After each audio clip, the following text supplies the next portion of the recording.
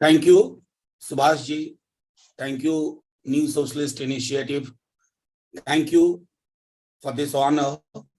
And no need to thank me. Rather, I should apologize that this was going on, the discussion was going on with Subhash ji for very long. My mother is not well. She is still not well. And because of her, I had to reschedule many engagements. She's undergoing chemotherapy every week. So I must apologize. This could have happened in the month of May itself, when in the month Nehru was born.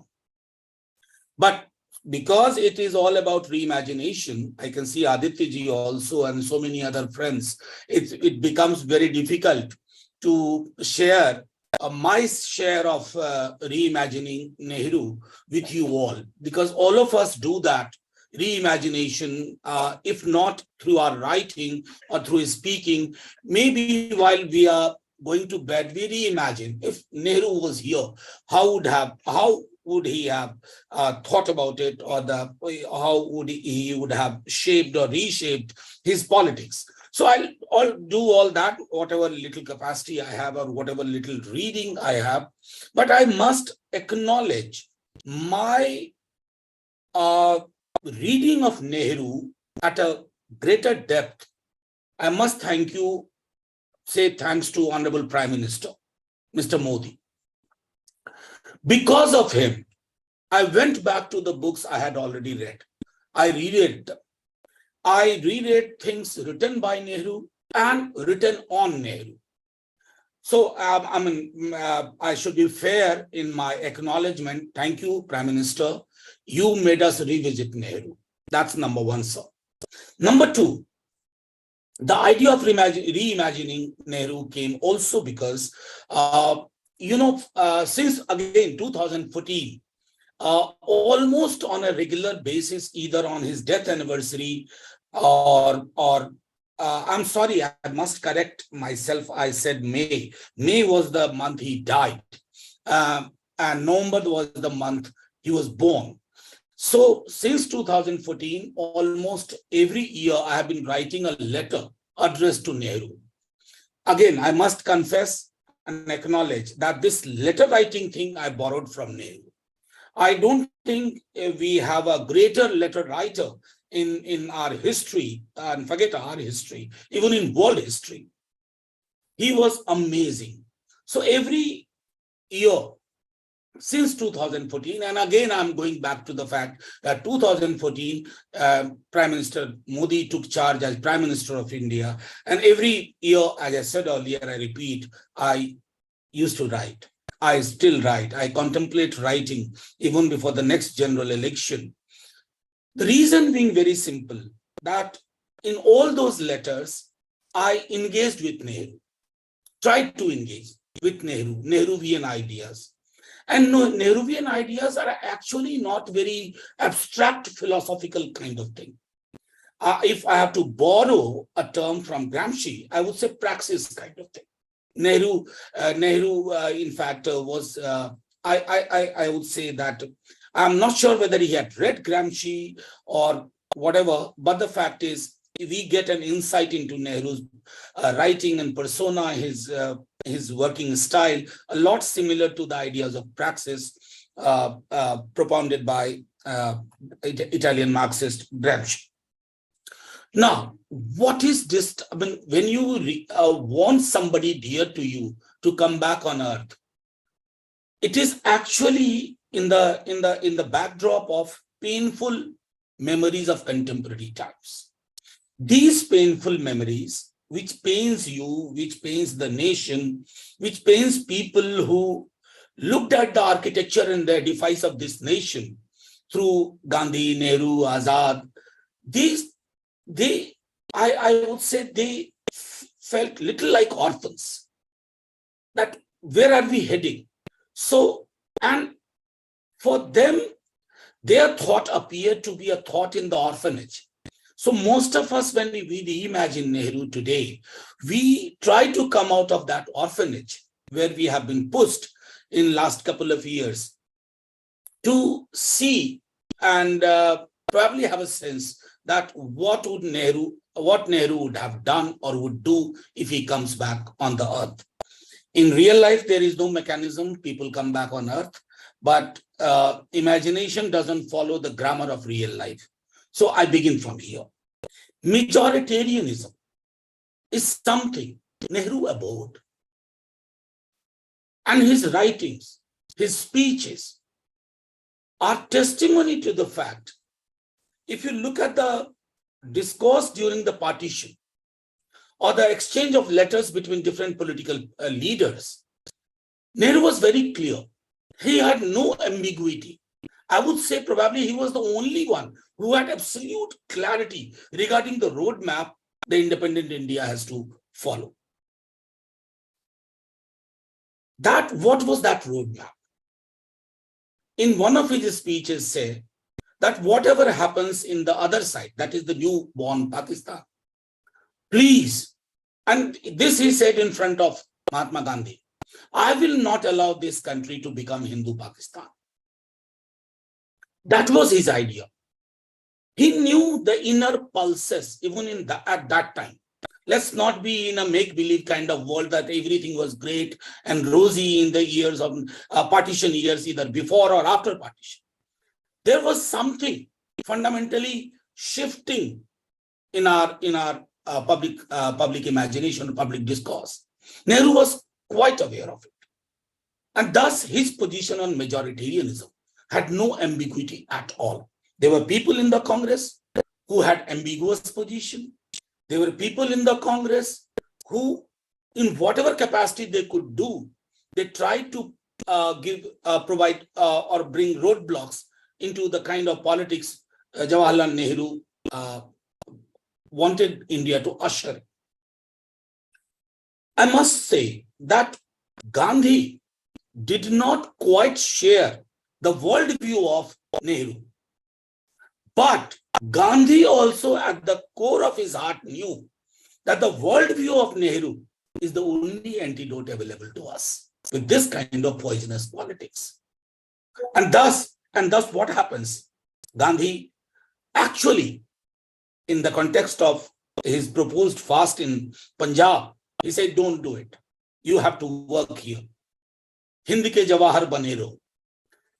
That emotional one line had a kind of message from Gandhi that I'm with you in this kind of politics. So today when we look around us, it is interesting to note, and I think all my friends whom I can see and I can tell you, why don't you see RSS or BJP attacking any other prime minister in that measure as they do with Jawaharlal Nehru? We have so many prime ministers. Nehru was the first one. Long died in 1964. Why is he being targeted every moment, every day? The fact is, Nehru is the great wall which does not allow them to decimate the idea of democracy, parliamentary democracy, and what we call that an electoral majority gained through election is not a license to usher into majoritarian politics.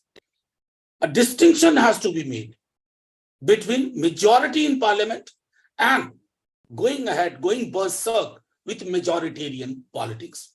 What we see today in our country is precisely what Nehru was afraid of. And I'll tell you here something. This disease has impacted many political parties traveling from the kitty of BJP and RSS. It was on 370, the day, and Kashmir was being turned into a union territory. That was one of the saddest days of my life. Another day being the farm laws when they were passed, and we found ourselves helpless. So in the corridor, in the gallery, Ketkar Sahab knows, in the gallery of Rajya Sabha, I heard some big leaders of all political parties, "Kare yaar, desh ka mood badal gaya. We must understand. We must not oppose it. You know, and then I wrote, because I couldn't keep it to myself. Subsequently, you see, now we find a political party which had a very different stand when state of Kashmir, Jammu and Kashmir was dismembered and 370 was scrapped. Now the same political party has a different stand on the central ordinance. I don't want to go into it. But the fact is that if Nehru was there that day, he would not have cared, or he would have cared for the mood of the nation. But he would have told us, look, mood of the nation can be changed. You engage, you talk without fear. That art which tells us to fight majoritarianism is a missing link today. And that's why we remember Nehru.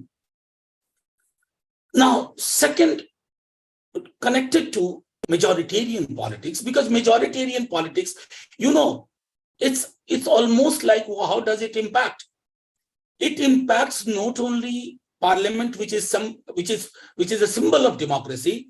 It also impacts institutions which support that symbol, whether it is media, whether it is academia, whether it is judiciary. I am not listing executive in this because the executive is the one which began this process of majoritarianism. Now, this majoritarianism ultimately is going to impact very badly to the very idea of democracy. You know, there is no funnel in the EVM which stops dictatorial regime or majoritarian regime. The funnel is through different institutions. Those funnels are missing, as a result of which divisive politics has become the norm of the day. I mean, I remember recently, and all of you, because I don't want it to be only a theoretical thing, I'll tell you, I was watching Karnataka election. Even by its own standards, and I don't believe that PM has very high standards in public discourse. That's the proposition all of us know. But the day, in desperation or quite being very clear about it, where does he want Karnataka results to take? He went on to equate Bajrang Dal is equal to Bajrang Bali.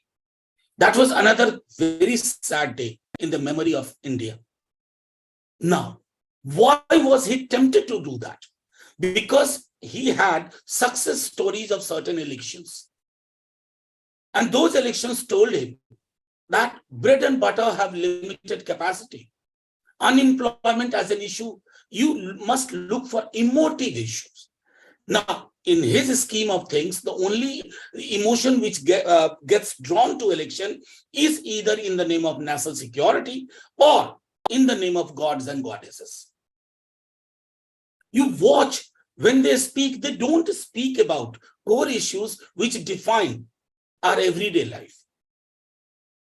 It was certainly not Nehru. He would never have done it. Nehru got an India after independence, partitioned India. There was a different kind of passion moving in certain parts of this country. He had all the parameters, everything on his side. He could have become a dictator. Nobody would have stopped him. But he chose the corridors of parliamentary democracy, and without looking at the fact that majority is a license to get into a majoritarian kind of politics. Now, divisive politics, we didn't see of this scale, even after partition. Partition brought, I think, distraught memories to people. If I take even Punjab and Bengal, the two areas which were impacted the most, even in these two areas, post-partition elections were never fought on these kind of divisive politics. This is something which is new to us. At the same time, which is followed by another, that is erosion of democratic institutions. You can take everything. Adit ji is here. My daughter is studying in JNU. And she comes and tells me that, Papa, it is no more the JNU you all knew. It's not only about JNU. It's about the very idea of university. Let's go back to media, another important democratic institution. What is happening to that? Can we, Subhashji, the kind of conversation we are having to hear today on a Zoom link provided by New Socialist Initiative, can any major political television channel can do this exercise? Even for 20 minutes? They can't do. So the matrix has changed. Now, what worries us that erosion of democratic institution is also an ongoing process. There is I call it, long back when PM had not become PM, I was talking to a television anchor in a news show. I said something about, I told PM is very good at managing coercive consent. Coercive consent. He brings coercive consent on the table and presented to the, when I say coercion is not only by arm twisting, by colonizing your mind, your cognitive frame. What you do, you achieve a particular kind of mindset. And that mindset allows you to break the rules of the game or provide new rules and telling that this is new India and these new rules shall work in India. So an accident becomes an occasion of celebration. An accident which in yesteryears would have drawn different kind of debate on safety, security of passengers. Now it draws a different set of parameters, which puts that on the back burner. I should speak the least on human rights issues. All of us have some friends, some students, some known people. They are in jail without reason. The other day I had gone to attend, Swazi told me, he asked me, where were you day for yesterday? That was 1,000 days of Umar Khalid's incarceration. One of my known student from Jamia is in jail. If you look at the charge sheet, that's copy-paste kind of thing. I mean, it reminds me of McCarthy years. That even if you have an idea here on your mind and that somebody gets the idea that you have that idea in your mind, you are a potential candidate for a jail or suspension of your liberties. Now, what worries me, not the government doing it. Worries us all is the fact that the Prime Minister has consent for it. And the ruling party has a consent for it, whether in the name of religious, national security or blah, blah, blah, so many other things you can list. And you can say that, or even some political parties in the opposition would say that, look, the fact is the nation has changed. Your politics should be in the changed nation. Without realizing that if you change your politics, bringing Mukti Bodh in this, Mukti Bodh would have asked, kya hai politics teri bhai?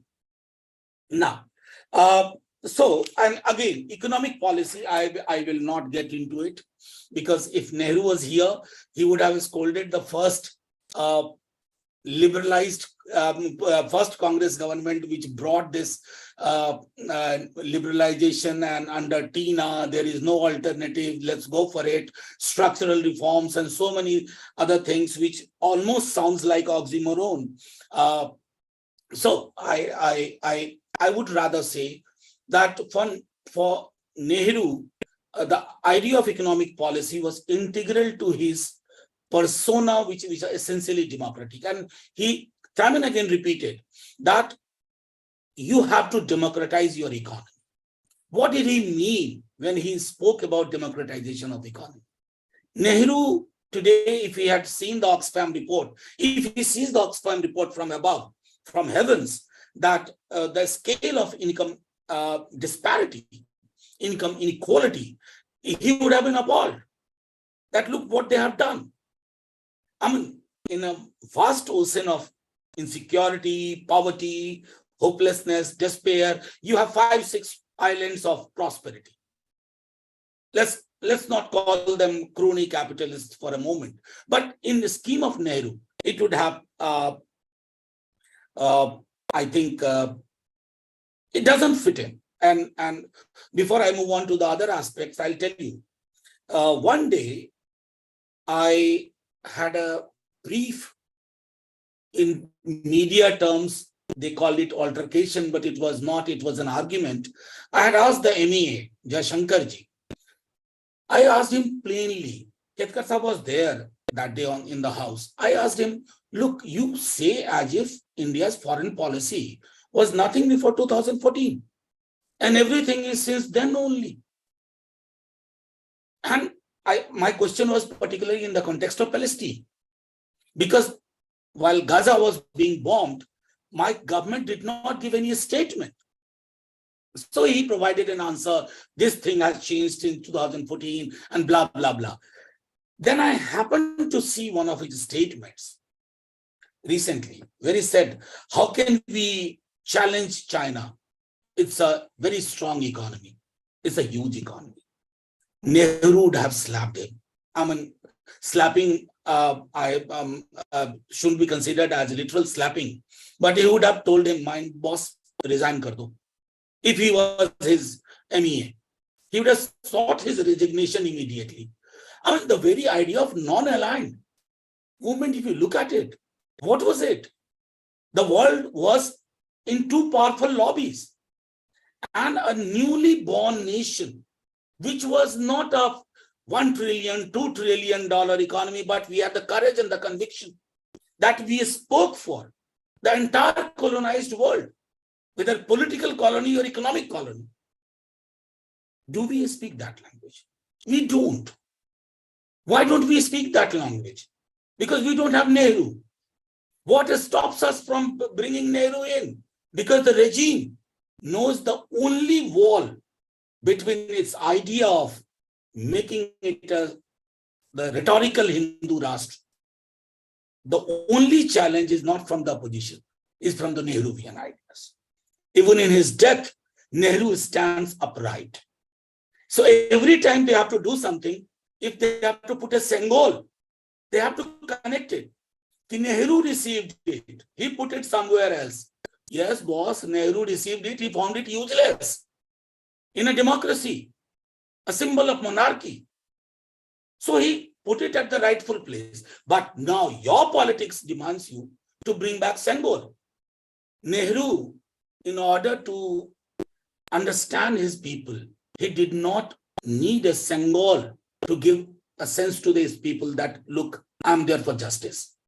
People saw him and believed in him. People heard him and believed in him.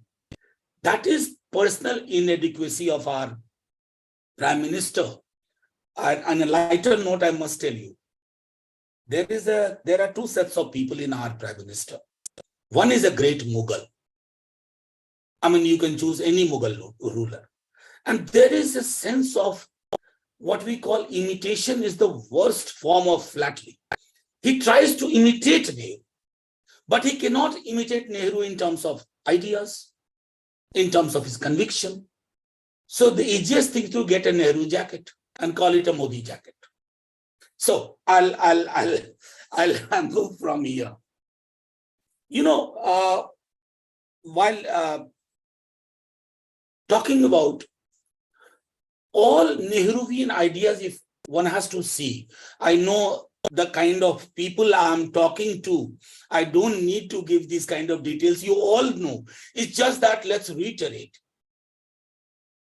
We should all read the objective resolution put forth by Nehru on probably December 13th, 1946, if my memory serves me right. Everything listed there: sovereignty, democracy, equality, fundamental rights, social justice, economic planning, international relations. It was a kind of collage, a beautiful collage of Nehruvian worldview, which was shaped by his colleagues. It was not an individual's brainchild. And while introducing it, he said something which is listed, which is there in the Constituent Assembly debate compilation. There is this reference to oath of the tennis court, and it pertains to French Revolution. The clergy, the nobility, and everybody, they were sitting together, but they were afraid. One room was probably snatched from their as their meeting place. They wanted to finish the business, and before finishing the business, they didn't want to disband the meeting. So they moved on to an area called tennis court and took an oath that will not get up from here unless we finish this constitution, whatever in that form it was. It was called oath of tennis court, oath of the tennis court. And Nehru reminded the people that there could be a time when your dear ideas, your values shall be challenged. Be prepared to move to any place, face any challenge, take them in your stride, but remain committed. I think that is something which we have collectively forgotten. And I won't blame only the Prime Minister or the RSS or the BJP. As I said, and I repeat, Nehruvian idea of economic planning was decimated first during the 1990s, 1991. Ketkar Sahab is an exception. But I must tell you, 2014, Outlook magazine published a cover. And again, that was a very disturbing cover. It read, "Can Nehru survive Modi?" The only solace in that cover was a note of interrogation at the end. Can Nehru survive Modi? Nehru can survive anyone, any kind of onslaught, but there was conspicuous silence from most of the political parties. I mean, they thought, and many people mistakenly believe, I've said it in Parliament, Nehru does not belong to Congress alone. He was a prime minister. Congress was the only national party at that time. He was the leading figure after Gandhi, Patel, I mean, this group. But he is a national asset. Congress has no copyright on it. But the fact is, many people did not know. Even today, they don't know why Nehru be defended, why Nehru be remembered. Simply going to Shantivan doesn't help. Nehru is not in Shantivan. Nehru is in the idea of India. Nehru is in the structure and the processes that were supposed to safeguard democracy. But very few people. I mean, there has been, when the demolition squad, literally a demolition squad, went down to demolish the idea of Nehru, you would find very few defenders. The reason being, most of the people actually have not cared to read about Nehru, to learn more about him. Anyway, sir, so I come to the other part. Now, let's presume Nehru comes back. Now I'm getting to the final part of it. If Nehru comes back, first of all, Nehru, imagine if he comes back, first he'll tell us very clearly, in no uncertain terms, that what have you done to strengthen democracy? How are you defending democracy? Why are you allowing this kind of discourse which believes democracy is only about election? Why don't you question? I mean, we have instances galore that on use of fair and unfair means, there was a specific question to Nehru in 1952, the first general election, imagine. And he said, I would rather like to lose. And his kitty of fair, unfair included everything from money, muscle to, divisive politics or divisive language. Nehru would have certainly asked us, what is your say mark sheet in terms of strengthening democracy? Nehru would have today been very, very sad looking at the idea of or the state of secularism in this country. You know, Nehruvian idea of secularism needs probably much more rigorous academic work than what we have seen today. Nehru's secularism was certainly not, many people who wrongly call him a westernized secular. No, sir. He was an Indian secular. He was experimenting with the idea of Indian version of secularism, which should be seen only through the lens of Treaty of Westphalia. I mean, look at Discovery of India. Just read those pages again. He was very proud of our heritage, our inheritance, in terms of diversity of religion, what every religion offered. And at one point he writes that, look, I have a different worldview while talking about scientific temper. But at the same time, I know the country I'm born in. I know what people think of karma theory and reincarnation. I have to sow the seeds of secularism, that is respect for each religion, in this soil. And he was fairly successful. If we did not have these kind of images, I would say, look at the fact how many communal rights we see from 47 to roughly 66, 67. Very few. Why suddenly we see a change in the frequency from 67, 72 onwards? And then let's not talk about what happens today. So I think Nehruvian idea of secularism also needs to be read and propagated at a greater level. Many people ridicule today through WhatsApp messages, differences of Nehru with Sardar Patel, differences of Nehru with Gandhi, or differences of Nehru with Subhas. There were differences. Nobody can deny. But we must also know there were differences of Nehru of 1920 and Nehru of 1940s. There was difference of Gandhi of South Africa and Gandhi of, say, Dandi March or Quit India. Bardoli, pre-Bardoli, post-Bardoli Sardar, or for that matter, Subhas Babu, Netaji. The very fact that if they were inconsistent, that is, they were genius. They knew how to overcome. They did it. The only fact is what today people do, cherry picking. When you cherry pick from historical events, you not only destroy history, you destroy the contemporary cognitive frames of millions of Indians, and that has been done very successfully because a very few of us countered that. We became silent, or like I said earlier, that people said, look, boss, देश का mood बदल रहा है, वगैरह वगैरह.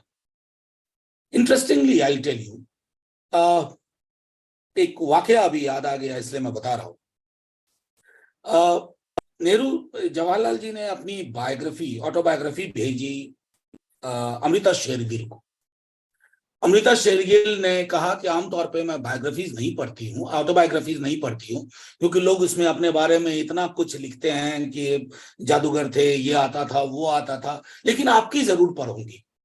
Because you are the one, when you visit a sea, you say, I saw the sea for the first time. You are not like those who say the sea saw me for the first time today. और अब वालों में ये देखिए, जो करें सबसे पहला वही कर रहे हैं. तो मैं ये कह रहा हूं कि नेहरू और नेहरूवियन आइडियाज में जो चीजें, the issues which are very pertinent is strengthening democracy, as I said, then secularism. I think there has to be a repair mechanism, what Nehru would want us, retrieval mechanism. If we don't do, regime change won't happen. Because I'm talking to you all in the month of June. next year we shall have a government, either new or the old continues. If the new government is there, the new government has its plate full of issues and agenda. You can't say that these kind of things we'll do later when we come back to power. Boss, aisa nahi hota hai. There is a popular saying that I'll think about Christianity once I become the bishop.